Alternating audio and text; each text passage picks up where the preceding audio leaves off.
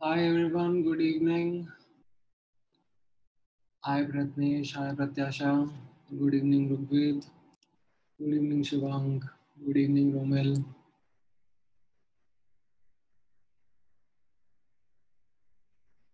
Alright, so I hope आप लोगों ने recording number 6 देखी है and you have attempted these questions which were the target for the next class.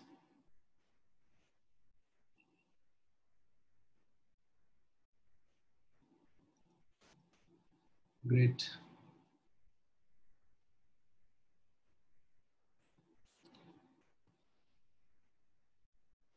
And hope आप लोगों ने ये question वैसे ही attempt करे हैं जैसे I would have asked, like practice them like a test.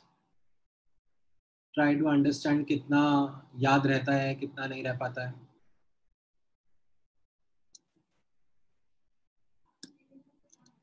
Good. ठीक है, सो आज का डिस्कशन यहीं से स्टार्ट करते हैं. Let me just quickly copy this up here. So this becomes the target for today's class.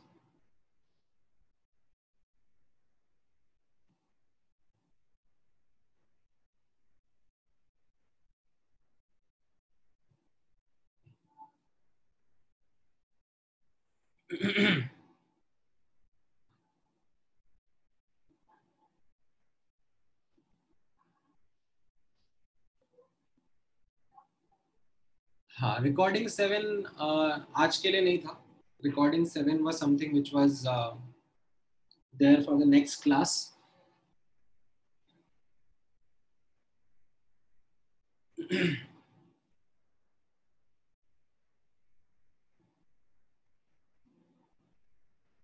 हाँ.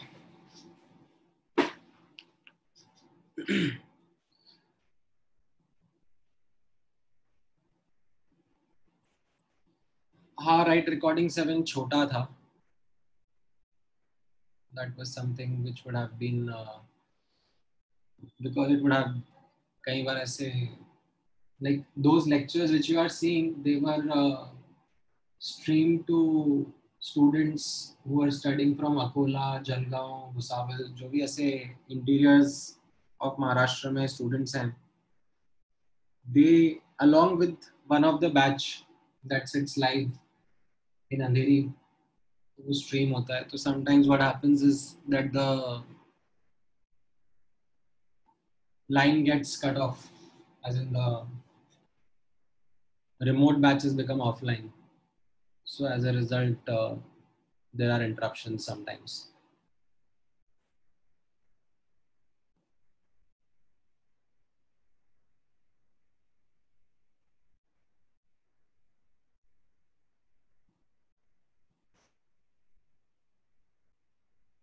हाँ, right, Sumit. All right, so I hope now most of the students have joined in. We can begin today's discussion. So you would have seen those recordings and the topics that got covered. So primarily, the topic that got covered as part of recording 6 was uh, the exceptions of ionization energy.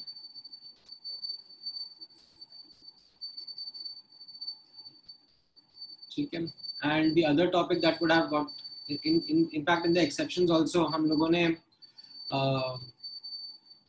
if you would have noticed S and P block का तो exception कर ही लिया था.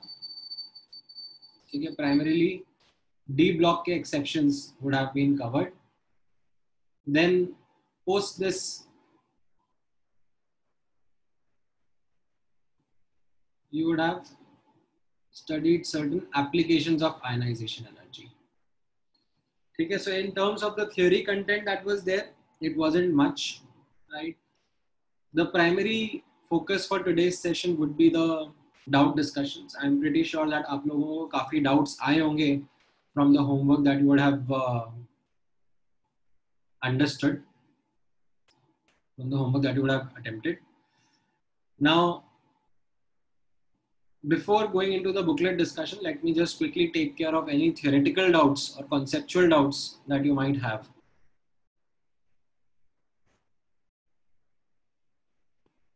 From these two recordings. One, that are the exceptions in D block.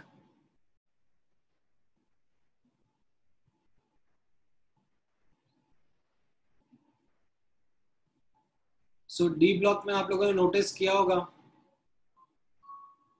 across period there isn't much to analyze left to right. The trends are pretty weird, or to be fair,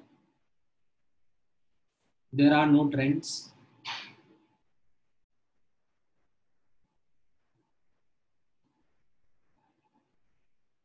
इसमें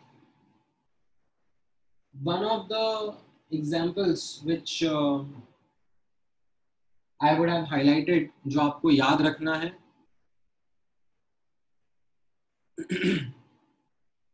was something that was in case of copper, zinc, silver, cadmium, and gold and mercury. Right? इसमें आप लोगों ने notice किया होगा across the period IE1 का trend was something in this manner. ठीक है? Despite, so this is not really an exception to the ionization energy trend. This is something which is as per the trend that left to right ionization energy increase हो रहा है. So it is actually happening here. However, the reason why I am highlighting this as an exception is because when it came to size, which is one of the primary factors on which ionization energy depends, right? The size trend was something which was the opposite way. That is something which, when we discussed, if you remember, from the size discussion of how the atomic size in the D block was when we were going from left to right in the periodic table. So left to right size decreased kar raha tha, but then in the end it increased between the last two elements of the row. So this was something that I highlighted as a part of that. Then इसी में मैंने एक और point जो highlight किया था आपके लिए, it was that when we talk about the second ionization energy between these elements, right, then the trend should be reversed, and it is something that gets reversed because of the fact that these elements will now have electrons being removed from 3D or n-1D, I should say, for the second ionization energy. Whereas for these elements, the electron was to be removed from NS only.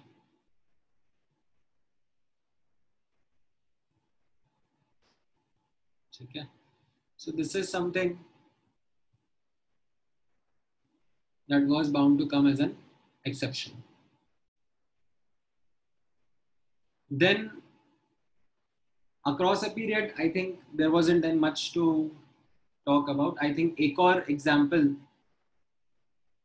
notable example जो across a period मैंने आप लोगों को बताया होगा would have been the ionization energy comparison between palladium and उसके next वाला element. Palladium के बाजू में क्या आता है? प्लैटिनम. नहीं सॉरी, प्लैटिनम तो उसके नीचे आएगा. पैलेडियम के बाजू में क्या आएगा? What is there on the right hand side? Silver. Right. So palladium का ionization energy is greater than silver because the configuration of palladium is 5s0 4d10 whereas that of silver was 5s1 4d10, right? So यहाँ पर the electron was to be removed from 4d whereas the electron was to be removed from 5s in case of silver. That is why this becomes another example to remember by. ठीक है. वैसे तो बहुत ही random से trend है, जैसा मैंने आपको बताया डी ब्लॉक में across the period the trends are pretty random. ठीक है. तो आप हर एक के केस में कुछ ना कुछ कंपैरिजन निकालोगे तो आपको लगेगा कि अरे this does not fit in the regular trends, तो classified under exceptions, but there is no purpose going into the details of it. These are some common ones which you should definitely keep in mind.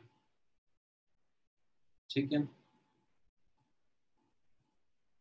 Now इनमें अब आपके कुछ doubts हैं तो मैं एक एक करके डील करता हूँ. जैसे फॉर एग्जांपल पूर्णा का डाउट आ रहा है then regarding how the size of copper was greater than zinc, right? So what we said was that you know, when we went in a group from left to right, okay, the size was supposed to decrease, but in case of copper and zinc, okay, the size increased. And as a collective reason for their increase in size, we said that because of the fully filled D subshell, the size has increased because the fully filled D subshell has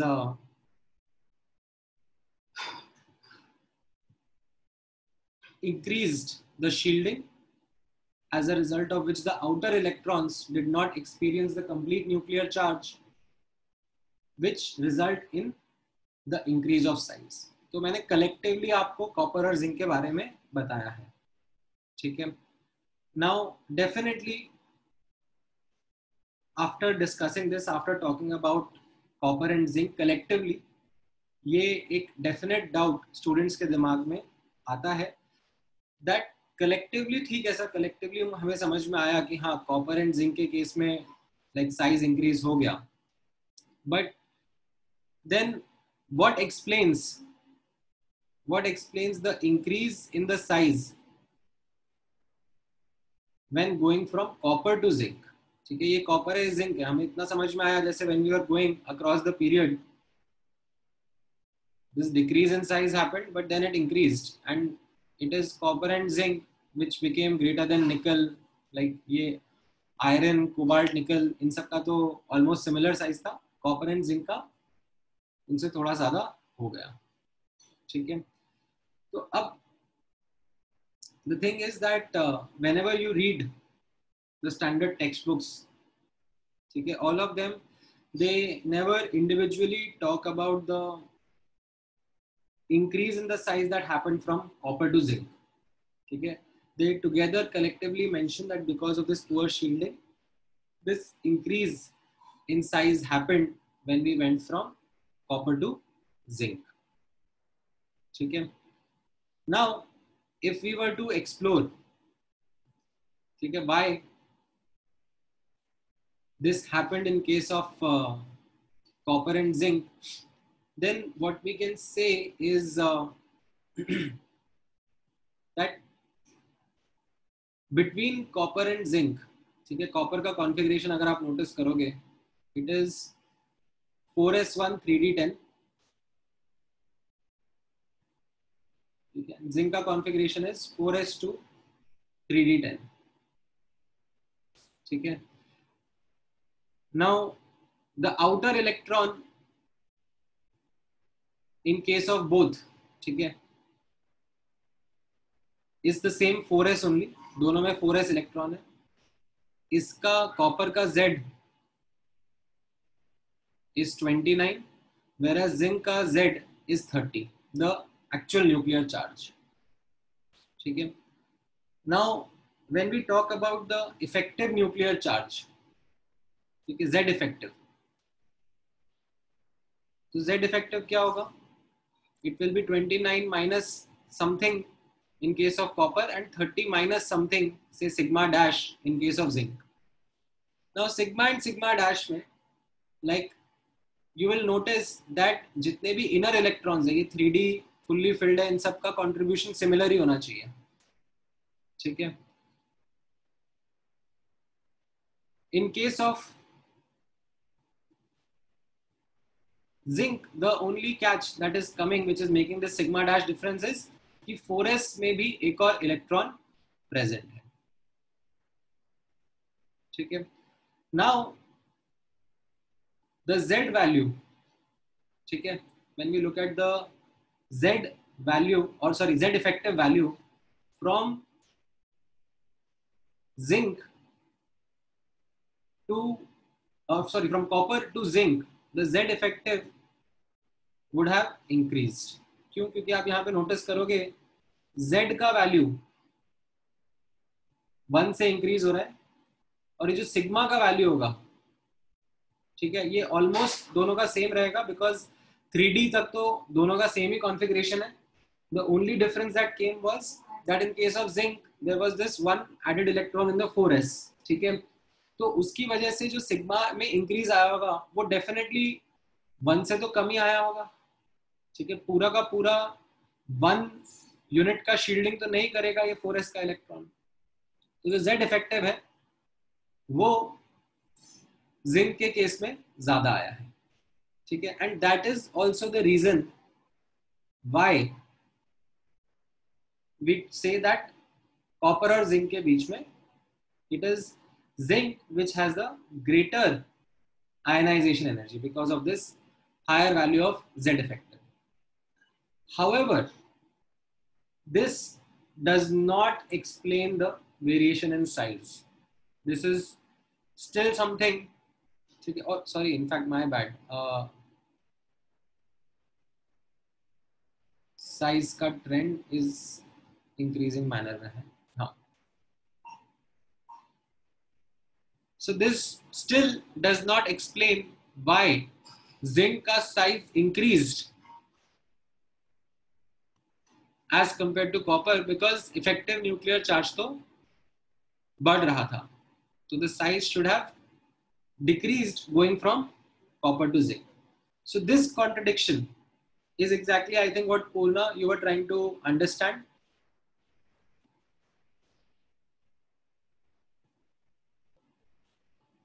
हाँ.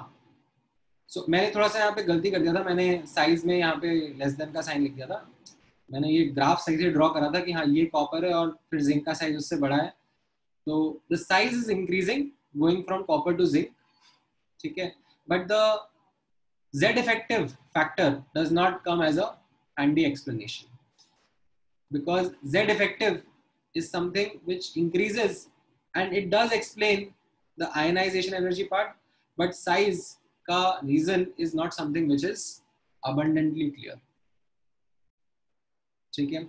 अब आप जब text books देखोगे तो उसमें you know there is this rationale of repulsions that is mentioned, but somehow मतलब I am not personally convinced मतलब with that kind of an explanation. आप उसमें भी read करोगे when you I think will read the booklet में भी एक part है जहाँ पर it talks about the repulsions that would have been caused that led to the increase in size, but it doesn't come out as a satisfactory explanation. Okay, but that is the kind of explanation that you will find. Okay, in fact, let me see if I can locate that where it is present in the booklet.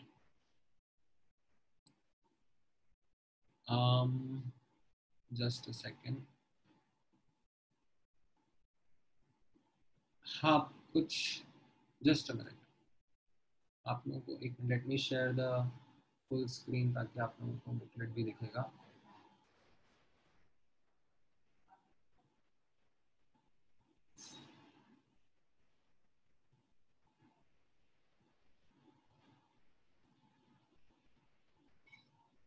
Size size size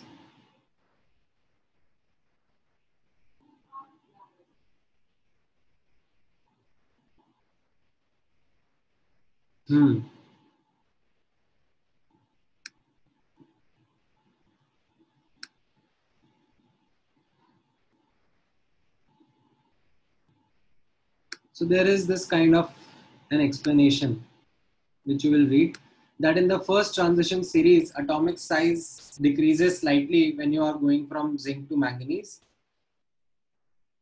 Then this is because of the effective nuclear charge that is increasing. Then it says that in case of iron, nickel, like cobalt, iron, nickel, in fact, the size remains almost the constant, because both these effects, the effective nuclear charge and the shielding effect, they tend to balance out each other. And then it says that from copper to zinc, there is an increase in this shielding effect, because the effective nuclear charge due to D10 structure in copper and zinc, ठीक है, collectively बात करता है, the D10 structure in copper and zinc, but it does not go into the highlight और detail of explaining why copper and zinc के बीच में there is this increase. ठीक है, तो यहाँ पर भी नहीं है. Then I think I read it somewhere else which was in some other textbook which spoke about the reason as something to do with repulsions but not a satisfactory explanation. ठीक है, so this is something that you will have to understand as a collective increase in size because of the fully filled D subshell. ठीक है, not something that you can quantify via Z effective.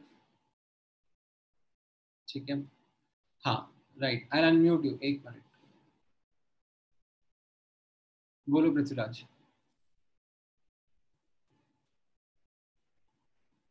नहीं, तुम्हारा आवाज नहीं आ रहा है.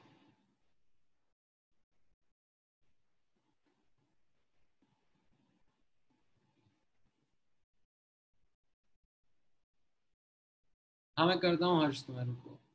पृथ्वीराज तुम्हारा आवाज नहीं आ रहा है, मे बी और माइक इज नॉट वर्किंग. हर्ष तुम बोलो. Hello sir. हाँ सर मुझे डाउट था कि लिथियम और बोरॉन में ज्यादा आयनाइजेशन एनर्जी किसका होगा. सर इसमें क्या था कि अगर हम पीरियड वाइज जाएंगे तो फिर लेफ्ट टू राइट में बोरॉन का ज्यादा होना चाहिए था सर, बट अगर हम देखें तो फिर lithium is 2s1 and boron का होता था 2p1 सर, तो फिर 2s में ज्यादा पेनिट्रेशन पावर रहता ना, तो उसका ज्यादा होना चाहिए था. बट वही तो मैंने बताया था दैट ये जो पेनिट्रेशन पावर वाला रीजन था, this was a secondary reason which was only effective for comparison between adjacent elements. Okay sir, okay sir. तो फिर इनके बीच में बेरिलियम आता है इसलिए अप्लाई नहीं हुआ एंड ये हाँ हाँ, सेकेंडरी. ठीक है सर. एडजेसेंट एलिमेंट में ही यूज करना उसको. उसका मतलब उसका जो इफेक्ट है जिसकी वजह से मॉडिफिकेशन आया ट्रेंड में, वो एडजेसेंट एलिमेंट तक ही दिखता है. उसके आगे उसका इफेक्ट डोमिनेट नहीं कर रहा है, तो you don't see that change of trend. And sir ये जिंक वाला भी कॉन्सेप्ट, जिंक का साइज बड़ा है वो हमको कन्वेंशन ही मानना पड़ेगा ना. हाँ हाँ हाँ, इसका नहीं है, इतना सेटिस्फैक्टरी एक्सप्लेनेशन नहीं है. ठीक है सर, थैंक यू सर. ठीक है, सो दिस वाज. हाँ, इसके अलावा और किसी को कुछ डाउट पूछना है?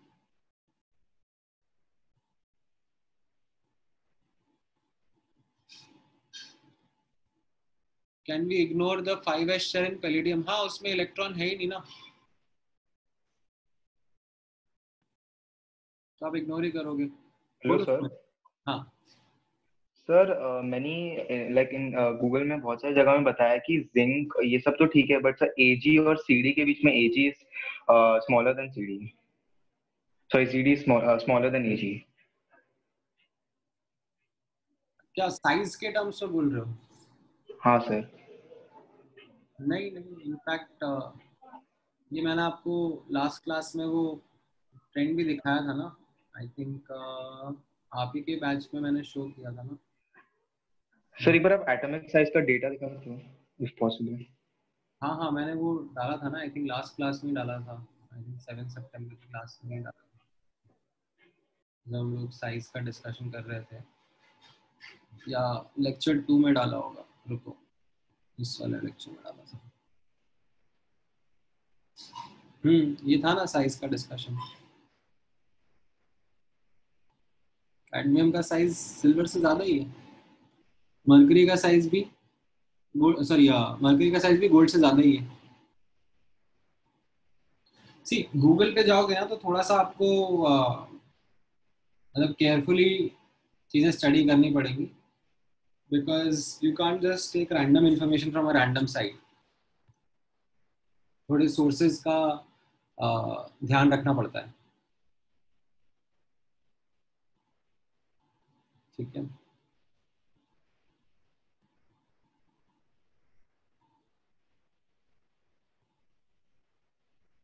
नहीं तनीषा, ये पैलेडियम में एक्सेप्शनल कॉन्फ़िगरेशन था ना, that is what I talked about जब हम लोग एटॉमिक स्ट्रक्चर में एक्सेप्शनल कॉन्फ़िगरेशन पढ़ रहे थे। तो मैंने आपको बोला था कि ये बाद में काम आएगा पीरियोडिक प्रॉपर्टीज में। क्रोमियम में एक्सेप्शन कॉन्फ़िगरेशन था, कॉपर में एक्सेप्शन कॉन्फ़िगरेशन था। ये दो तो मिनिमम याद ही रखने हैं। उसके बाद मैंने आपको बोला था पैलेडियम, प्लैटिनम, गोल्ड, सिल्वर, ये चार।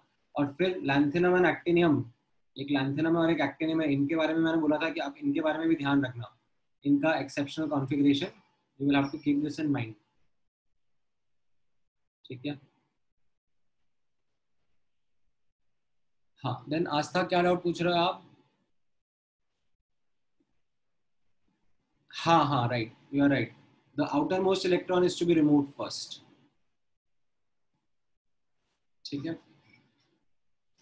Alright, now in D block across period exceptions के बारे में बात करनी थी। देन डाउन द ग्रुप, ठीक है, डाउन द ग्रुप भी आप लोगों ने देखा होगा एक्सेप्शंस का ट्रेंड किस तरीके से था। तो इसमें मेजरली, ठीक है, at a very general level, ठीक है, हमारी एक्सपेक्टेशन कैसी रहेगी? Expectation of the trend in ionization energy, that 3D series से 4D सीरीज में जाएंगे और 4D से 5D सीरीज में जाएंगे तो आयनाइजेशन एनर्जी कम होता जाएगा। Why? Because as we go down the group, size increases. However, the actual trend, ठीक है, of ionization energy, ठीक है, and this is something general, बीच में there are anomalies, ठीक है, but the general trend that came out was that when we went from 3D to 4D, ionization energy, yes, decreased, but when we went from 4D to 5D, the ionization energy increased, right? And this was something which was attributed to lanthanide contraction again. Okay, lanthanide contraction, which led to a rise in the effective nuclear charge and consequently the ionization energy for the fifth row elements. ठीक है. Now this is something, ये जैसे मैंने आपको बताया general observation है, because if you look at the hard data, like for example, if you go ahead and you look the actual data of ionization energy, तो उसमें थोड़े बहुत चेंजेस आएंगे, ठीक है. जैसे फॉर एग्जांपल अच्छा, इसी में मैंने इनफैक्ट ये भी हाईलाइट करा था, ठीक है, this is not applicable in case of scandium, ytterbium and lanthanum, ठीक है. Why? Because in this case there are no 4f electrons in lanthanum, ठीक है. इसके आगे वाले एलिमेंट्स में, अच्छा बुकलेट दिख रहा है, स्क्रीन नहीं दिख रहा. ओहो,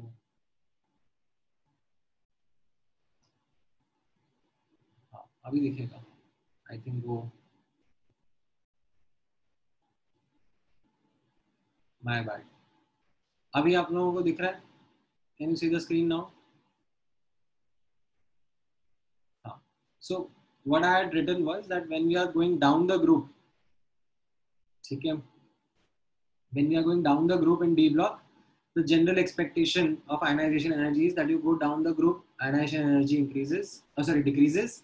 But the actual trend that came out was that 3D से 4D ionization energy कम हुआ, but 4D से 5D ionization energy बढ़ गया because of lanthanide contraction. ठीक है, and मैंने ये highlight करा that this is something in general because if you notice the data, right, बीच में आपको थोड़ा बहुत changes देख सकते हैं. ठीक है, however broadly speaking as you go down, ठीक है, ionization energy कम होगा. ठीक है, if I zoom in over here, ठीक है, if you go down, ठीक है, स्कैंडियम, यट्रिबियम एंड लैंथेनम में तो वैसा नहीं है, you are going down तो ionization energy decreases. However, in some cases there might be an anomaly also. ठीक है, तो इसमें मैं आपको एक दो एग्जाम्पल और एडिशनली याद रखने के लिए बोलूंगा. ठीक है, समथिंग विच इज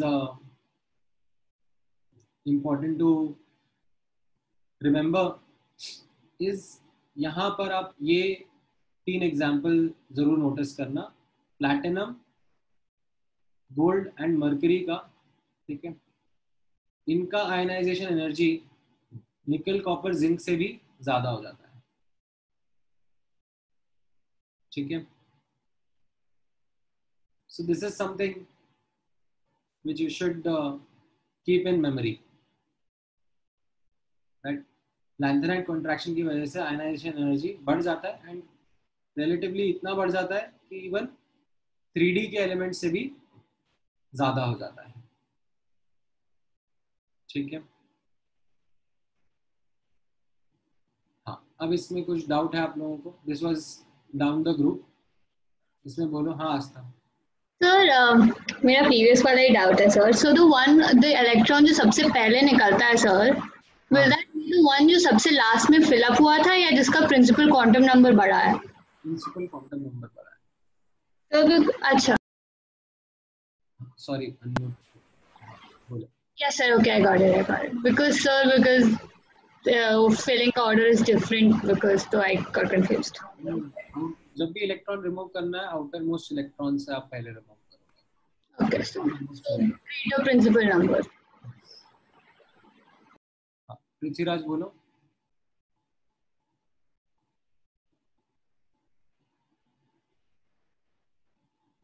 अभी तुम्हारा माइक काम कर रहा?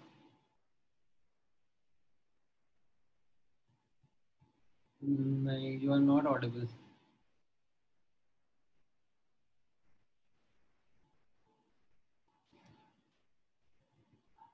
All right.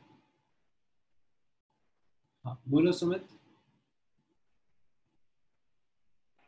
Hello sir.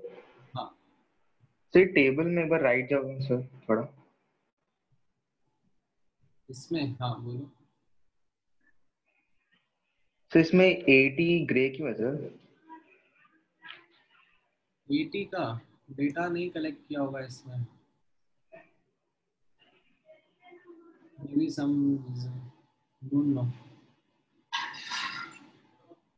ऐसा कोई पर्टिकुलर रीजन नहीं है, मतलब आपको 80 का आयनाइजेशन एनर्जी मिल जाना चाहिए था. होगा कुछ ना कुछ reason. We'll have to look into the source of it.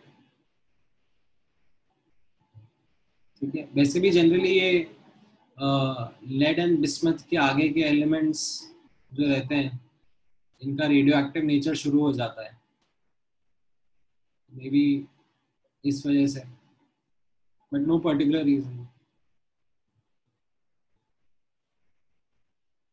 All right, so as a quick, हाँ मैं एक बार क्विक रिकैप दे देता हूँ. In the exceptions to D block across the period जब हम जा रहे हैं, तो there are a lot of exceptions, there are actually hardly no trends. तो उसमें जो remember करने के लायक examples हैं ionization energy के, those are these selected examples जो मैंने आप लोगों के सामने यहाँ पे लिखे हैं. एक IE1 का, ठीक है, between copper, zinc, silver, cadmium and gold, mercury, and IE2 का. Then there is one more noticeable example, that is palladium and silver के बीच में. पैलेडियम का ज़्यादा होगा, सिल्वर का कम होगा because of their configuration. Then down the group there is this very big exception to ionization energy का trend. The actual expectation down the group is ionization energy should decrease, but in case of going from 4D to 5D, there is a big increase in ionization energy because of the poor shielding of 4f electrons that we call as lanthanide contraction. Now, because of that, 5D के electrons का और 5D के elements का ionization energy बढ़ जाता है, and in fact sometimes इतना बढ़ जाता है कि वो 3D से भी ज़्यादा हो जाता है. ठीक है. And this is something which is not applicable in the case of scandium, ytterbium and lanthanum because lanthanum में there are no 4f electrons. ठीक है. Then after this you would have discussed the applications of ionization energy, जिसमें primarily जो एक application है which is the count of valence electrons, ये आपने काफी सारे examples के through, data के through observe कर लिया होगा. ठीक है. Then apart from this, the other applications is something which highlights the variable oxidation state of D block elements. ठीक है. जिसमें there is a emphasis on understanding the gap between successive ionization energies. ठीक है. How these ionization energies, and इसमें अगर बोला जाता है that if the gap between these, this is based on empirical data only. ठीक है. If the gap is greater than 16 eV and if the gap is less than 11 eV, I think 16 and 11 ये data points, या 16 and 9 है. I think 16 and 11 ही था. Then one of the oxidation states would be favored. But if the gap is between 11 and 16 eV, then it is likely that the element can show either of the oxidation state or either of the valency. Okay.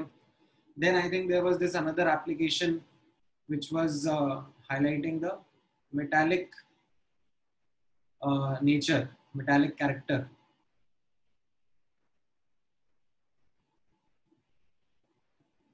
of elements,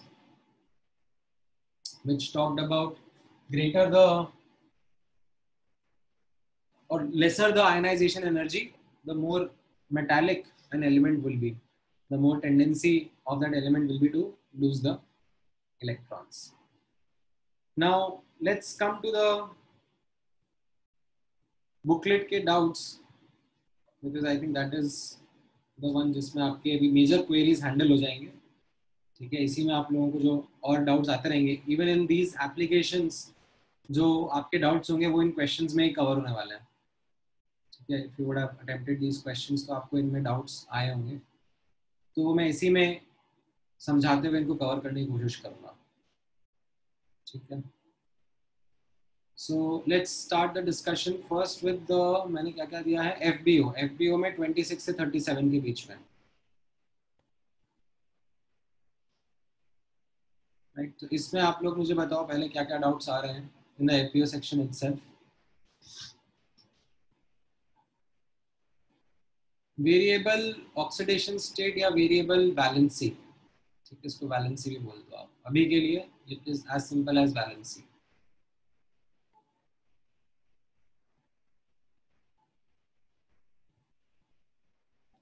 ठीक है. जैसे iron +2 +3 दोनों show करता है. Alright. 27, 28 और कौन सा बताया आपने, 37. ऑलराइट. बाकी लोग भी देख लो. अरे क्या क्या डाउट है एफबीओ के सेक्शन में पहले.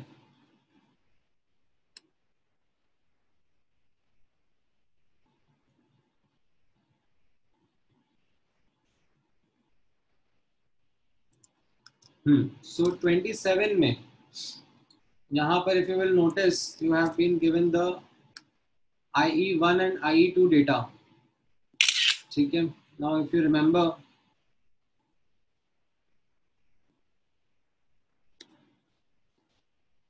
ये जो इक्वेशन यहाँ पे दिया हुआ है इसके बारे में मैंने आपको क्या बताया, that this is a combination of IE1 plus IE2. ठीक है. सो Mg से Mg प्लस प्लस इलेक्ट्रॉन बनेगा, दिस इज IE1. ठीक है. देन Mg प्लस से Mg2 प्लस प्लस एक और इलेक्ट्रॉन निकला, this is IE2. If I add these two, you can see that Mg plus cancels out. I have Mg से Mg2 plus and 2 electrons are going out. So this is basically IE1 plus IE2. ठीक है. And as a result, when you add these two, you will get the answer of the ionization energy that is required. ठीक है. Then 28th is a question which is an application of ionization energy data only. Right? इसमें मैंने आपको यही बताया था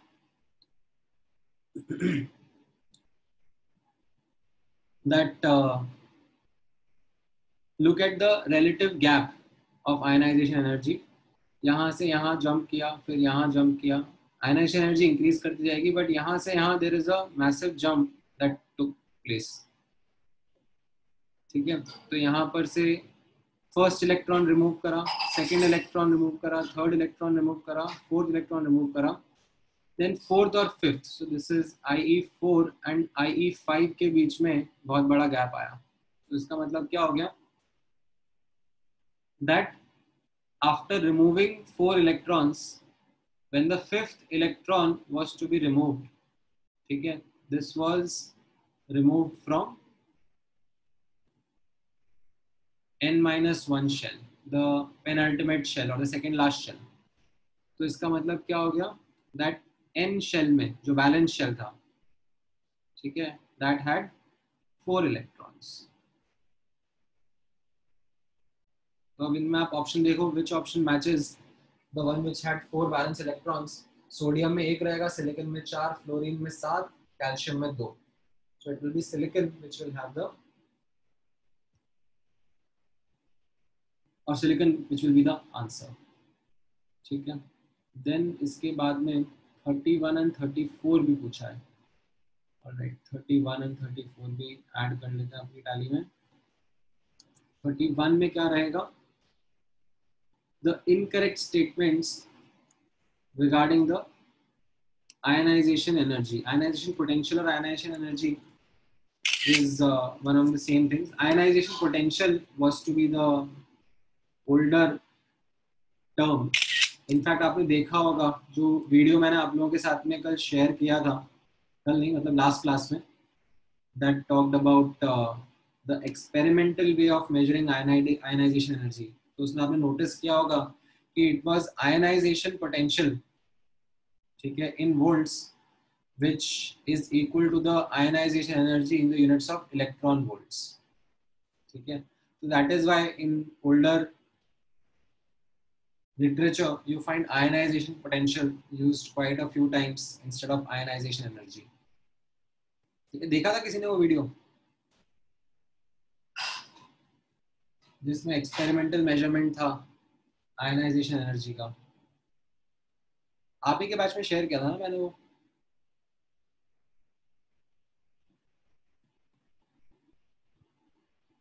हाँ, if I remember right. सो इसमें कैसा है, इसमें आपसे इनकरेक्ट स्टेटमेंट पूछा है. मैं was the incorrect statement amongst the following, that ionization energy का trend कैसा रहेगा. So and the elements that are being compared are aluminum and magnesium, right? So if you look at the configuration of magnesium and aluminum, right, this is 3s2, this is 3s2, 3p1, right? So IE1 के time ionization energy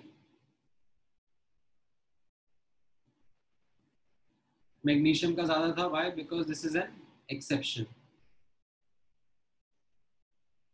due to penetration power.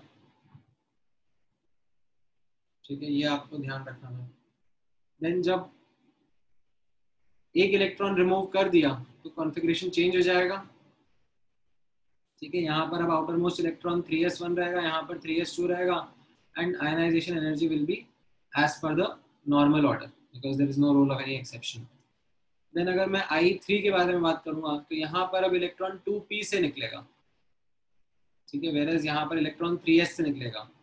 तो यहाँ पर this ionisation energy will be significantly greater because a complete shell would have been lost and inner shell से electron निकल रहा होगा. So keeping these in mind, you can choose what the correct answer would be. ठीक है. Then 34th question. 34th आपको पूछा था sodium. हाँ, तो सोडियम के बारे में this is something which comes from the application only. जो यहाँ पर हम लोगों ने बात करा था that gap between successive ionization energy, if you will notice that I1 and I2 के बीच में बहुत बड़ा गैप आ जाएगा. ठीक है, gap between I1 and I2 is significantly large.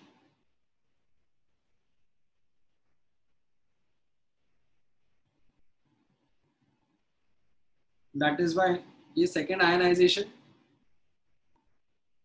नहीं होगा. ये जो हायर ऑक्सीडेशन स्टेट है या हायर वैलेंसी है वो सोडियम नहीं शो करना चाहेगा. तो इसका रीजन रहेगा आपका high second ionisation potential.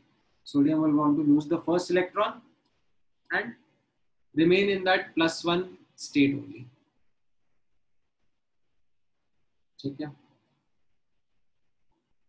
Then इसके बाद 37th क्वेश्चन भी आपने पूछा है. तो 37th question is on the same lines. You can see that there is a jump that happened from 3 to 4. Right, so the number of valence electrons are 3. ठीक है.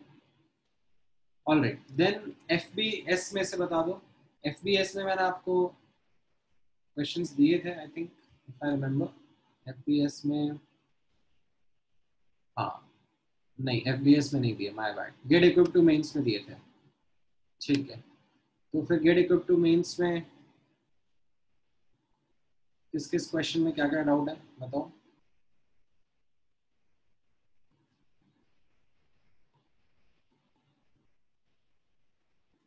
So 9th question, 43rd question,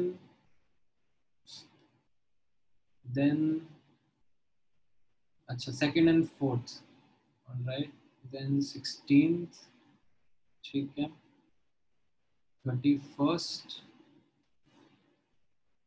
4th तो हो गया, 12 and 20, all right. ठीक है, बाकी continue करते, पहले इतना देख लेते हैं एक बार. So if you come to the get equipped section, all right, second question में element X and Y have balanced shell configuration in the following manner: NS2 NP5 and NS2 NP3. तो अब आप देखोगे तो इसमें इसका वैलेंसी कितना रहेगा X का. ठीक है, it is going to be part of the halogens, so it would want to act as a non-metal and gain 1 electron, right? In this situation, X will want to gain 1 electron and show a valency of 1.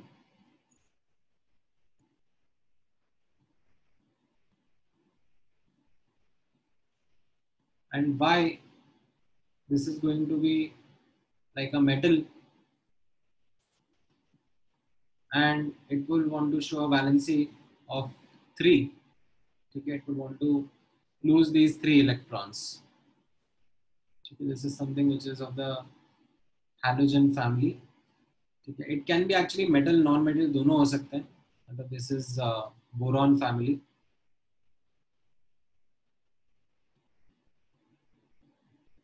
ठीक है. सो इसमें अब हम compound जब बनाते हैं तो हम क्या करते हैं, वैलेंसीज एक्सचेंज करते हैं ना, x3y1, you just cross multiply the valencies, तो आपका डी ऑप्शन आंसर होगा। ठीक है, then fourth question, M3 plus has this configuration, M3 plus has this configuration मतलब कंपाउंड से 3 इलेक्ट्रॉन निकालने के बाद ये कॉन्फ़िगरेशन है। So if I was suppose to add 3 electrons to this, तो वो कहाँ पर आएंगे, 3d फुल है, 4s फुल है, तो इसके बाद में क्या बचता है, 3d के बाद में क्या आता है, एज इन 4s के बाद में क्या आता है, 4p, तो the element would be from the p block only. इसमें क्या हो गया, मतलब यू जस्ट फिल 3 इलेक्ट्रॉन्स ना, बिकॉज आपको m एलिमेंट के बारे में पूछा है, ये उसके आयन का कॉन्फ़िगरेशन है। I think what you would have misread is that ये एलिमेंट का कॉन्फ़िगरेशन है। ठीक है, देन क्वेश्चन नंबर 9, हाँ, सो बैलेंस इलेक्ट्रॉन्स आपको दे दिए, एलिमेंट ए के 3 बैलेंस इलेक्ट्रॉन्स है, तो इसकी general tendency will be to lose these 3 electrons act as metal, तो इसका वैलेंसी 3 रहेगा। एलिमेंट बी के 6 वैलेंस इलेक्ट्रॉन्स है, सो इसका tendency will not be to lose 6 electrons but will be to actually gain 2 more electrons to achieve that octet kind of configuration, right? So A का valency 3 है and B का valency 2 है, तो आप cross multiply कर दो, A2 B3, ये D option आपका आंसर होगा। ठीक है, then you have question number 12, ये तो हम लोगों ने देखा था ना, इसमें अनायन का साइज एटम से बड़ा होगा, एटम का साइज कैटायन से बड़ा होगा, तो ये ए ऑप्शन भी करेक्ट है। देन निकल कॉपर जिंक का अभी हम लोगों ने डिस्कशन किया, साइज का ट्रेंड ऐसा होता है। एंड आयरन कोबाल्ट निकल के बारे में बताया मैंने आपको, इनका सिमिलर साइज होता है, they are very close to each other, right? So A B C all 3 are correct, right, which makes D option like none is incorrect as the correct answer. ठीक है, देन 16th क्वेश्चन में higher values of ionization energy of 5d transition elements is consistent with, right? So ये हमने थोड़ी देर पहले बात करा था D ब्लॉक में एक्सेप्शन का, that 5d के एलिमेंट्स का higher ionization energy क्यों था, because of lanthanide contraction, right? And lanthanide contraction is that summary term that we use. However, what is the underlying reason behind lanthanide contraction? It is the poor shielding of 4f electrons. So poor shielding of 4f electrons, because of poor shielding, यहाँ पर what all reasons can be accounted for? Relatively smaller effective nuclear charge, ये तो गड़बड़ हो गया, अगर shielding poor है तो effective nuclear charge तो ज़्यादा होगा ना, and that is what is going to result in shrinking of size or greater ionization energy. ठीक है, so this is not the reason. Then relatively smaller size of the atoms, yeah, this is something which can be considered as a reason, because just I spoke about कि poor shielding की वजह से effective nuclear charge बढ़ जाएगा, जिसकी वजह से atom का size shrink हो जाएगा, which results in this higher ionization energy. Relatively smaller penetration will not be a suitable reason. ठीक है, relatively smaller penetration will not be a suitable reason because इसमें जो 5d के एलिमेंट्स हैं, ठीक है, उनका वैलेंस इलेक्ट्रॉन तो 6s है ना,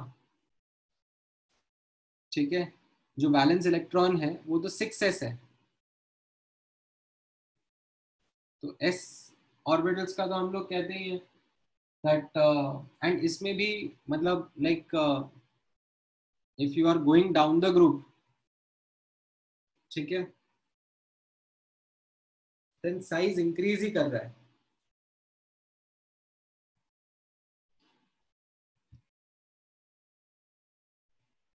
ठीक है, but penetration power will not be the option to compare for. In fact, it will be something which will be relevant when we are comparing elements which are across a period. ठीक है, down the group में इसका इतना role नहीं रहेगा.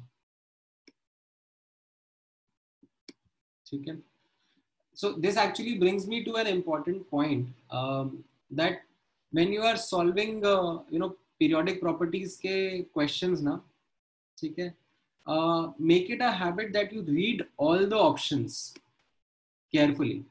ठीक है, ऐसा नहीं कि आपने ऑप्शन बी पढ़ा और आपको ऑप्शन बी आंसर समझ में आ गया that it is the correct answer, तो मतलब you will not bother about reading the other options. The reason why I am telling you this is because when you are going to solve questions which are one or more than one correct, ठीक है, अभी तक तो कैसा है, अभी तक आपके जो टेस्ट वगैरह भी हुए हैं एंड मेजर प्रैक्टिस जो आपने करी है वो प्राइमरीली सिंगल चॉइस करेक्ट वाले क्वेश्चंस ही करी है. ठीक है, तो उसमें थोड़ा आसान हो जाता है एलिमिनेट करना ऑप्शंस को and choosing the one which is correct. मतलब उसमें से थोड़ा भी गेस वर्क करना रहता है ना, तो मतलब इट हेल्प्स, काम चल जाता है.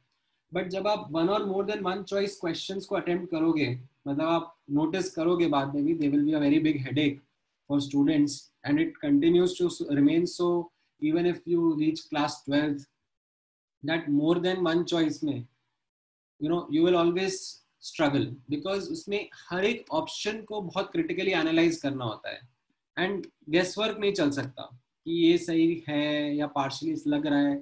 You have to be very sure before marking that option when it comes to one or more than one choice questions. So make that as a habit starting से ही when you are practicing questions, especially जैसे non numerical nature के जो questions होते हैं.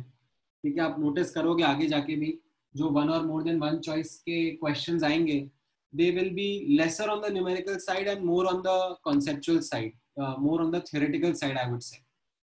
क्योंकि numerical questions में तो कैसा रहता है, primarily you solve for a particular value, तो वो सिंगल चॉइस में या फिर सब्जेक्टिव क्वेश्चंस में बैठ जाता है. However, just give me a second. However, when it comes to one or more than one choice questions, they are primarily made more conceptual in nature. ठीक है, तो उसमें हर एक ऑप्शन को क्रिटिकली एनालाइज करना काफी जरूरी होता है. देन हाँ, इसके बाद में नेक्स्ट क्वेश्चन कौन सा,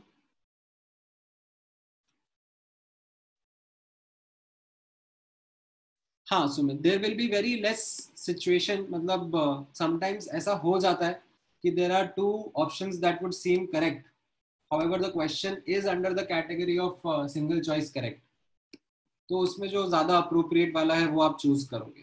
ठीक है, आगे आएगा. In fact there will be one question, ये गेट इक्विप्ड वाले सेक्शन में ही आता है. I will talk about it जब हम लोग इलेक्ट्रोनेगेटिविटी पढ़ लेंगे ना, तब आएगा. हाँ, ये वाला क्वेश्चन है, वो जब अपन इलेक्ट्रोनेगेटिविटी पढ़ेंगे तब आएगा. मतलब तो इसमें क्या है, द बेस्ट एक्सप्लेनेशन पूछा जा रहा है. You might find one or two options which are an explanation, but the question is asking for the best explanation. So the one which will be the dominating factor, which will be the crucial factor, वो हमको choose करके answer करना होगा. ठीक है, आप करोगे जब मैं इलेक्ट्रोनेगेटिविटी वाला पार्ट पढ़ाऊंगा. अच्छा, देन क्या कह रहे हो तुम वैष्णव, 16th नहीं, अच्छा 19th क्वेश्चन ऑल्सो. 19th कौन सा है, हाईएस्ट थर्ड आयनाइजेशन एंथैल्पी. तो थर्ड आयनाइजेशन एंथैल्पी का डिस्कशन यहाँ पे क्यों हो रहा है, बिकॉज इसमें क्या होगा कि सबके एस इलेक्ट्रॉन्स रिमूव हो जाएंगे पहले दो आयनाइजेशन में. ठीक है, सबके एस इलेक्ट्रॉन्स रिमूव हो जाएंगे, 4s इलेक्ट्रॉन्स, एंड उसके बाद में यहाँ पर आप कॉन्फ़िगरेशन देखोगे. ठीक है, after removing, let me just quickly write them.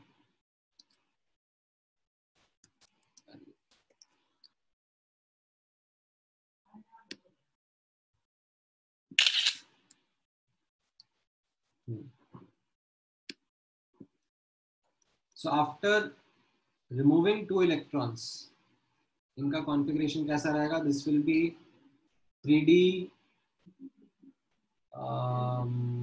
4s1 3d5 तो 3d4, ठीक है. This will be 3d3, this will be 3d5 and this will be 3d6. So इसमें what they are then emphasizing is that half filled configuration, ठीक है, can play a role. However, पता है अगर if you honestly ask me, I would not have been able to answer this question because across the period, ठीक है, across the period, ionization energy in D block is a headache. There is no trend as such, ठीक है. But यहाँ पर the question is specifically talking about the third ionization enthalpy. तो मैं एक बार के लिए configuration जरूर ड्रॉ करके देखना चाहूंगा, ठीक है, क्योंकि जब मैं क्वेश्चन फर्स्ट टाइम पढ़ूंगा तो आई बी लाइक कि मतलब what rubbish, third ionisation enthalpy, मतलब मैंने तो फर्स्ट आयनाइजेशन एंथैल्पी ही नहीं स्टडी करा अक्रॉस अ पीरियड, क्योंकि across a period D block में सर ने बोला था कि बहुत ही वियर्ड ट्रेंड्स हैं, ध्यान मत रखो. तो आई वाज लाइक कि नहीं ध्यान रखेंगे, ठीक है. तो फिर उसके बाद फर्स्ट आयनाइजेशन एनर्जी छोड़ो, आपने तो थर्ड आयनाइजेशन एनर्जी के बारे में पूछ लिया and that too across the D block, ठीक है. एंड डेफिनेटली अभी भी मुझे श्योरिटी नहीं है आंसर की, ठीक है. until unless I see the data I will not be very confident, but just by looking at the configuration I can take a guesswork saying that हो सकता है because of the half filled configuration in manganese there would be a jump in its ionization energy as compared to the other elements, ठीक है. otherwise strictly speaking I myself do not have that confidence, ठीक है. मतलब मैं एक बार के लिए आप लोगों के सामने तसल्ली के लिए डेटा देख लेता हूँ. Ionisation energy data from wiki, ठीक है. थर्ड आयनाइजेशन एनर्जी के बारे में बात करा जा रहा है एंड कौन से एलिमेंट्स लिए हैं? Chromium, vanadium, manganese and iron. So vanadium का थर्ड आयनाइजेशन एनर्जी ये 46 eV है, क्रोमियम का 49 है, ठीक है, मैंगनीज का 51 है और आयरन पूछा है which is 54.8. पोपट हो गया ना. आयरन का third ionisation energy came out to be greater, but booklet में तो पीछे आंसर सी ऑप्शन ही दिया हुआ है,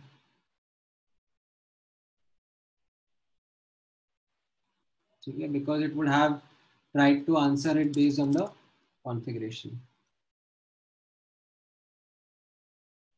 हाँ हाँ, मतलब see wiki is generally not trustworthy, मतलब that is a common place, but specially ये जो साइंस रिलेटेड आर्टिकल्स होते हैं ना दे हैव देयर साइटेशंस. तो इनफैक्ट ये जो आयनाइजेशन एनर्जी का डेटाबेस लिया होगा, ठीक है, ये जो CRC एंड WEL है, दीज आर रेप्यूटेड सोर्सेज, ठीक है, जहाँ से ये जैसे CRC handbook of chemistry and physics है, तो दीज आर ऑथेंटिक बुक्स जहाँ से ये उठाया जाता है डेटा, ठीक है. एक जैसे पेरिस हैंडबुक भी रखा है मेरे पास, I don't know Perry's handbook इस वाले लैपटॉप में है क्या? नहीं, इसमें नहीं है.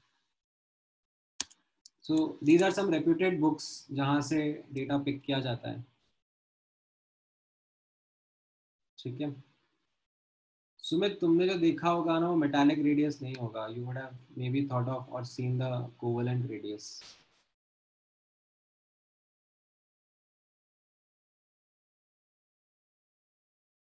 ठीक है. तो यहाँ पर जैसे मैंने आपको बोला था मुझे भी कॉन्फिडेंस नहीं था. इट लुक लाइक कि हाँ because of the 3d5 configuration this could have been the answer, but honestly मैंने भी इसके पहले कभी डेटा इतना चेक नहीं किया था, बिकॉज मैं भी ऐसे ऑफलाइन क्लास में थोड़ा ना लैपटॉप या मोबाइल खोल के डेटा एक्सप्लोर करने लगता हूँ. ये तो अभी हम ऑनलाइन देख रहे हैं, तो I was like let me एक बार look at the data. So we actually found out that it is iron which has a greater ionization energy, and I will validate it with one or two more sources, but I would be very skeptic to answer such kind of questions. Okay, these are very risky questions, some random question being asked. ठीक है. Now इसके बाद में आपने कौन सा 20th question देख लेते हैं. Which of the following paramagnetism, तो इसमें तो आप unpaired electrons count करो ना. This is pretty straightforward. You have these elements in front of you, तो आप इन elements के configuration लिखो और unpaired electrons count करो. That's it, right? So 9 got done. 2, 3, 12, 20, 16. क्या बचा अभी? 31 and 43. All right. So 31. एक न्यूमेरिकल क्वेश्चन दिया था मैंने.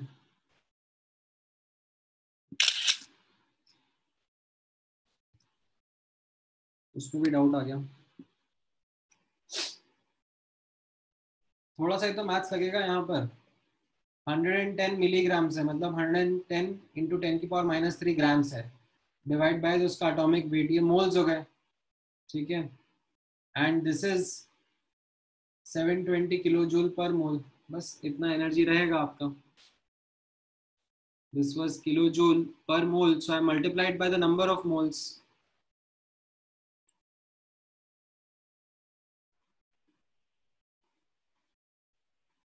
So I'll get the ionization energy or the energy required for this process.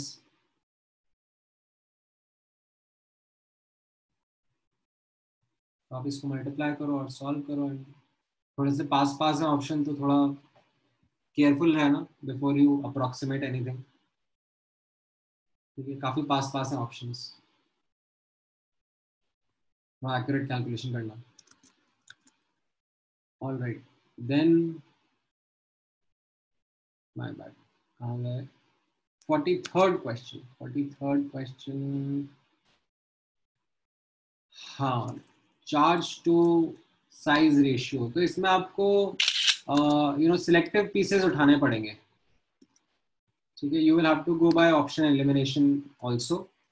ठीक है. सो इसमें आप क्या क्या कंपेयर कर सकते हो, तो आप नोटिस करना. मैं कैल्शियम 2+ एंड मैग्नीशियम 2+ पहले पिक करता हूँ.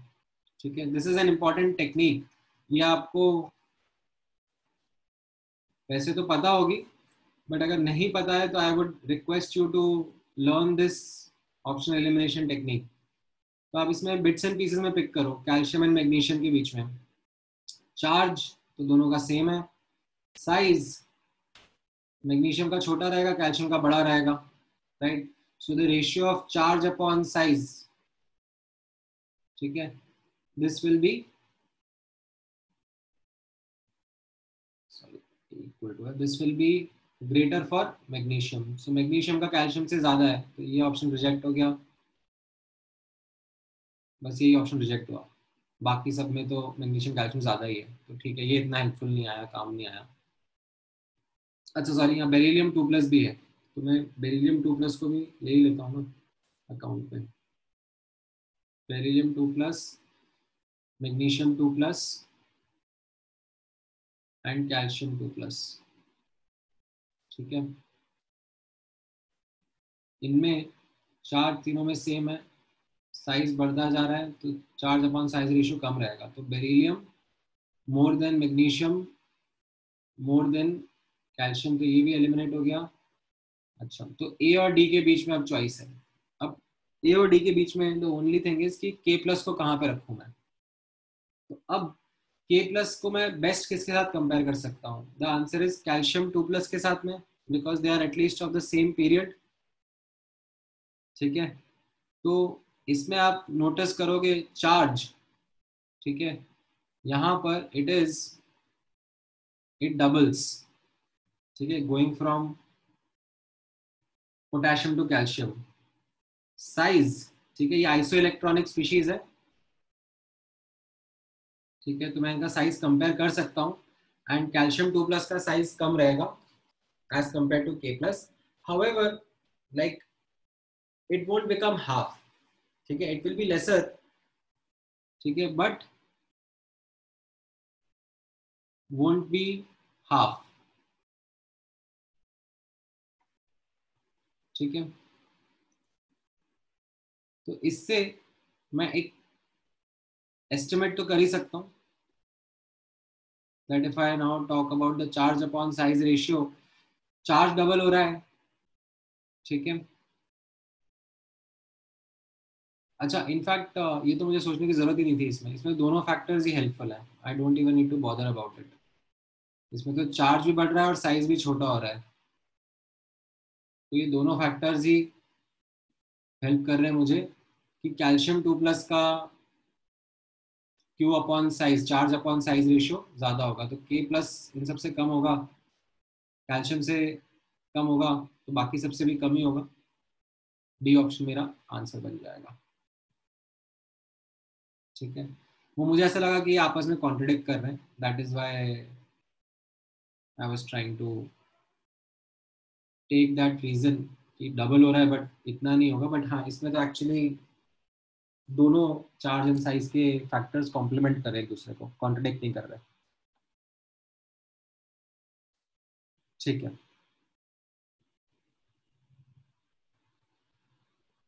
देन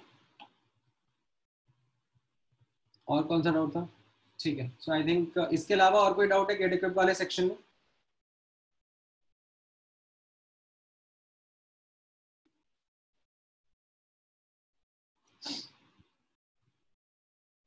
ऑल राइट, नाउ अभी अपने पास 10-15 मिनट्स बचे हैं, तो quickly let me talk about one concept which you are going to study next, ठीक है, as a target for the next lecture।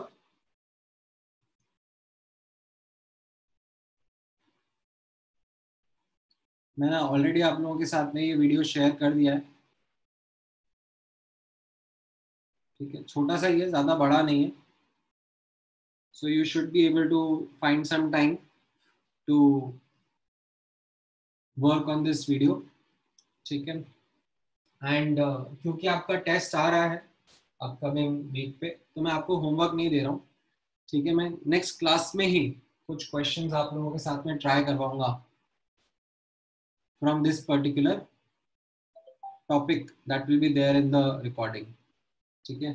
So no extra homework from the booklet,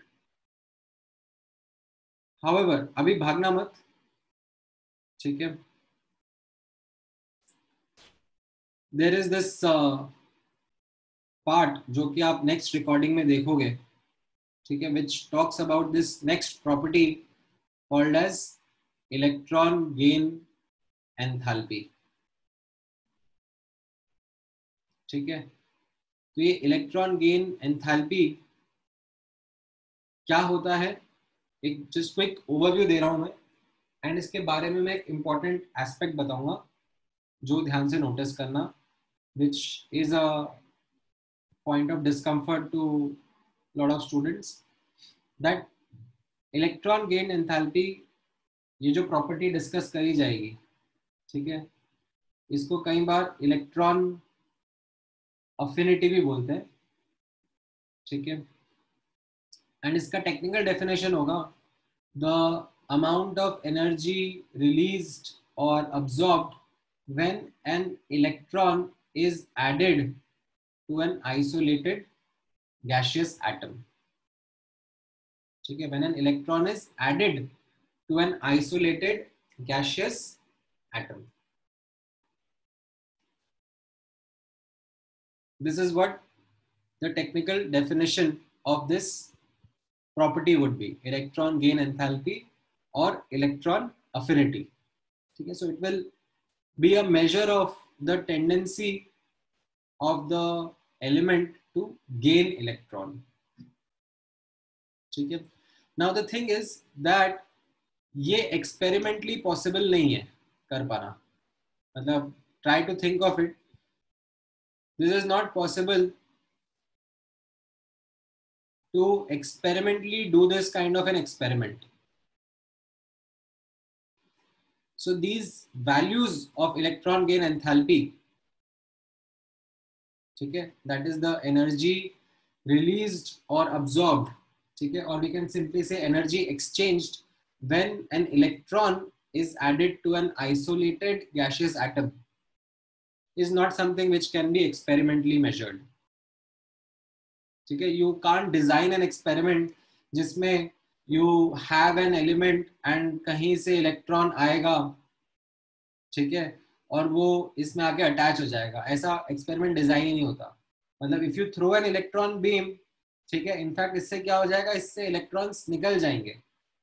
if you would have seen the video that I had shared in the last class, you would have seen if I throw an electron beam over an atom, तो वो electron क्या करेगा, it knocks off other electron from the atom and takes it out. तो ये ionise कर देता है. But ये इलेक्ट्रॉन गेन करने का जो प्रोसेस है, this is not something which is experimentally done. This is not something which is experimentally designed. However, when you will see the booklet, ठीक है, for example, आप जब आने वाली रिकॉर्डिंग देखोगे तो उसमें आपको इसका डेटा मिलेगा. ठीक है, so you will have ऐसे tabulated data of electron gain enthalpy, ठीक है, of different elements. ठीक है, negative sign would mean that it is the energy released. ठीक है, it is the energy released when the electron would have been added. So the way in which this electron gain enthalpy is determined is not actually an experimental methodology. It is a thermodynamic calculation, ठीक है, which is done as a part of a larger process. ठीक है, क्या रहेगा वो मैं आप लोगों के साथ में डिस्कस करूंगा, but not in this particular chapter. It will be something which will be discussed in chemical bonding chapter. ठीक है, so you might find, ठीक है, you might find in I should say in certain textbooks, you might find जब electron gain enthalpy पढ़ाया जाता है तो उसके साथ में लिखा जाएगा, ठीक है, कि experimentally we can't determine this and it is determined using something called as Born Haber cycle. ठीक है, तो ये बॉर्न-हेबर साइकिल अभी डेलिबरेटली हम लोगों ने, ठीक है, इनफैक्ट एनसीईआरटी ने भी, ठीक है, एनसीईआरटी या फिर आप इसका बुकलेट देखोगे, ठीक है, तो इसमें आपको ये इस चैप्टर में नहीं मेंशन करके दिया है. बट अगर आप फॉर एग्जांपल जेडी ली पढ़ लोगे, ठीक है, JD Lee is one of the standard text books for inorganic chemistry that is recommended to everyone. ठीक है, अगर आप जेडी ली पढ़ोगे तो उसमें इमीडिएटली इलेक्ट्रॉन गेन एंथैल्पी के साथ में बॉर्न-हेबर साइकिल डिस्कस किया हुआ है. तो I would request you not to get into the detail of that Born Haber cycle, ये होता क्या है, because it requires a little bit of thermodynamics का नॉलेज. ठीक है, तो वो अभी के लिए डोंट गो इन और वेंचर इन दैट डायरेक्शन. ठीक है, बाकी डिटेल में आप लोग देखोगे इन the recording itself that what electron gain enthalpy is and how it is defined and what are the trends, what are the factors. ठीक है, so that is something which is there covered as a part of the next recording. ठीक है, homework मैं आप लोगों को नहीं दे रहा हूँ. ठीक है, आप लोगों ने यहाँ से क्वेश्चंस अटेम्प्ट करे हैं. ठीक है, may be 1 or 2 questions which we can still do. I don't really like to leave the class early, मुझे अच्छा नहीं लगता, तो मैं आप लोगों को अभी नहीं छोड़ूंगा. I will do 1 or 2 good questions from the booklet. Wait, हमने आयनाइजेशन एनर्जी पढ़ लिया ना, तो आयनाइजेशन एनर्जी के ऊपर based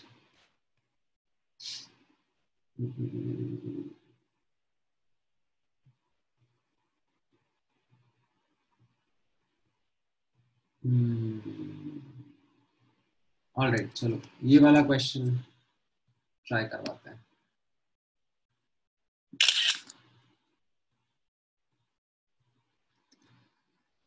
You can in this question replace the word electron affinity with ionization energy.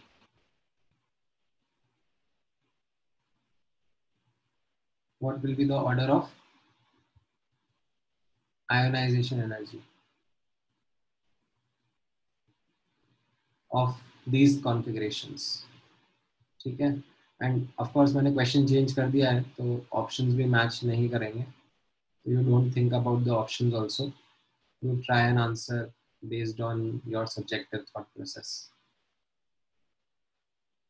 Think of it as a subjective question only.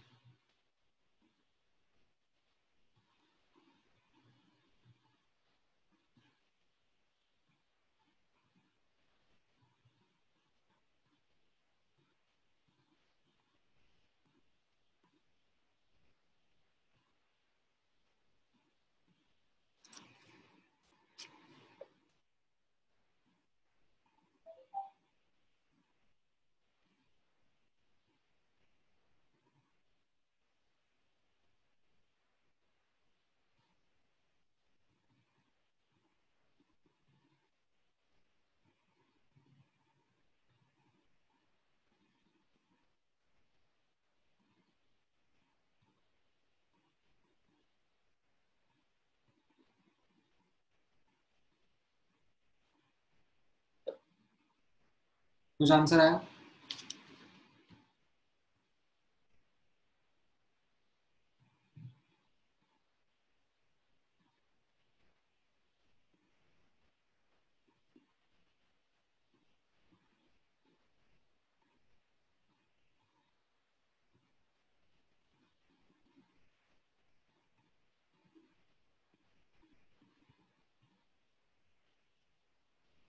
Think of the elements which these configuration belong to, and maybe you will be in a better position to answer. This is chlorine, this is nitrogen, this is fluorine, and this is sodium.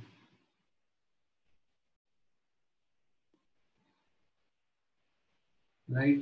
So between nitrogen and fluorine, right, you know that fluorine का ionization energy will be more. 3 will be greater than 2. ये आपको पता है. Then between chlorine and sodium 1 and 4, you will know that chlorine will be greater than that of sodium. ठीक है. Between chlorine and fluorine, you will have an idea. They are part of the same group. ठीक है. So fluorine is greater than chlorine.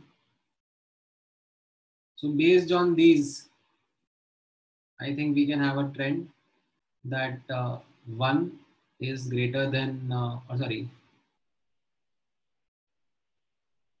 2, 3. In fact, 3 is greater than, नहीं sorry, मैंने क्या लिख दिया and में.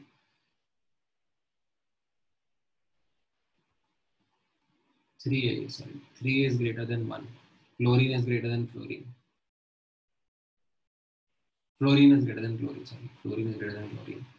तो अब इनके बेसिस पर 3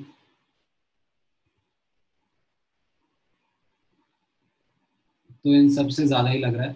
फ्लोरीन का आयनाइजेशन एनर्जी,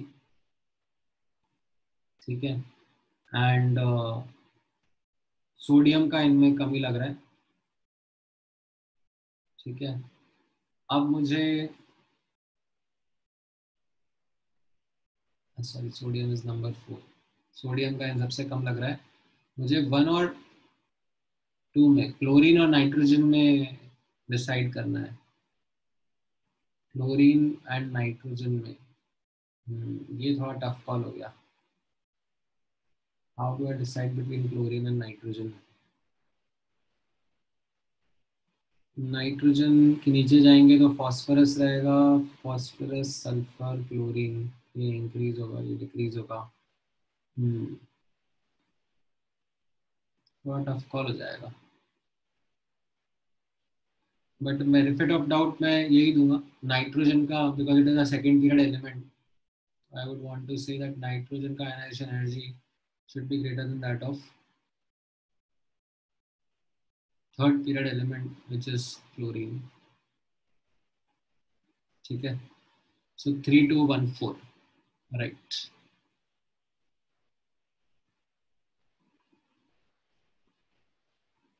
ठीक है, all right. Then next class में recording 7 देख के आना, and I'm not giving you questions. ये मैं आपको next class में questions practice कराऊंगा, थोड़े बहुत numerical questions भी कराऊंगा, as well as some recap questions also. ठीक है, all right. Till then, take care, guys. कुछ doubt है, कुछ पूछना है आपको? हाँ यश बोलो. Second application of ionization energy. So this is something which is let me take or open the booklet only. I will just pick the statements from there itself. That when you talk about this application of ionization energy, ठीक है, तो यहाँ पर आप notice करोगे, हाँ, this is what you are talking about, that determination of the oxidation state, ठीक है, और valency of an element. ठीक है, इसमें आयनाइजेशन एनर्जी का डेटा बेसिकली हेल्प करता है. तो इसमें what the empirical observation is that, मान लो दो कंसेक्यूटिव आयनाइजेशन पोटेंशियल देख रहे हैं एलिमेंट के, और उनके बीच का गैप 16 eV से ज्यादा है. ठीक है, तो इसका मतलब क्या हो गया कि जो दूसरा इलेक्ट्रॉन निकालना है उसके लिए एक बड़ा जंप आ गया है. तो what we can think of it is this in this manner is that the second electron is not something which is easy to lose. तो एलिमेंट को सेकंड इलेक्ट्रॉन लूज करने का टेंडेंसी कम है, उसने एक इलेक्ट्रॉन लूज कर लिया है, तो जो लोअर ऑक्सीडेशन स्टेट होगा, लोअर वैलेंसी होगा, वो ज्यादा स्टेबल होगा. ठीक है, इसी तरीके से यहाँ पर अभी आप देखना, अगर कंसेक्यूटिव आयनाइजेशन एनर्जी के बीच में जो गैप है वो 11 eV से कम है, 11 eV आवर्स से कम है, तो इसका क्या मीनिंग निकलेगा कि एक इलेक्ट्रॉन रिमूव करने के बाद में दूसरा इलेक्ट्रॉन भी निकल जा रहा है. ठीक है, इतना उसमें बड़ा जंप नहीं लग रहा है आयनाइजेशन एनर्जी का. It is relatively easy to remove if the ionisation energies of the next ionisation energy is next less than 11 eV. तो इस केस में मान लो मैग्नीशियम एक इलेक्ट्रॉन लूज कर गया, ठीक है, 7.4 eV लगा, सॉरी नहीं 7.4 नहीं है ये, एक्चुअली एक इलेक्ट्रॉन लूज कर गया, उसका दूसरा इलेक्ट्रॉन लूज करने के लिए ज्यादा बड़ा गैप नहीं आया, जस्ट 7.4 eV का ही आया. ठीक है, which is less than 11 eV. So what we see is that magnesium will then have a tendency to actually lose the second electron also. It will tend to show the higher oxidation state, ठीक है, which is Mg2+. ठीक है, in case what we see in general is जो D block के elements में देखने को मिलता है, ठीक है, डी ब्लॉक के एलिमेंट्स का आप जब ऐसे इलेक्ट्रॉन वोल्ट में आयनाइजेशन एनर्जी निकालोगे तो उनका गैप जो रहेगा वो 16 और 11 के बीच में रहेगा. ठीक है, जनरली. तो उसमें what we see is that D block के elements they tend to show that variable oxidation state. उसमें लोअर वाला ऑक्सीडेशन स्टेट भी दिख जाता है, कई बार हायर वाला भी ऑक्सीडेशन स्टेट दिख जाता है. ठीक है, समझ में आया?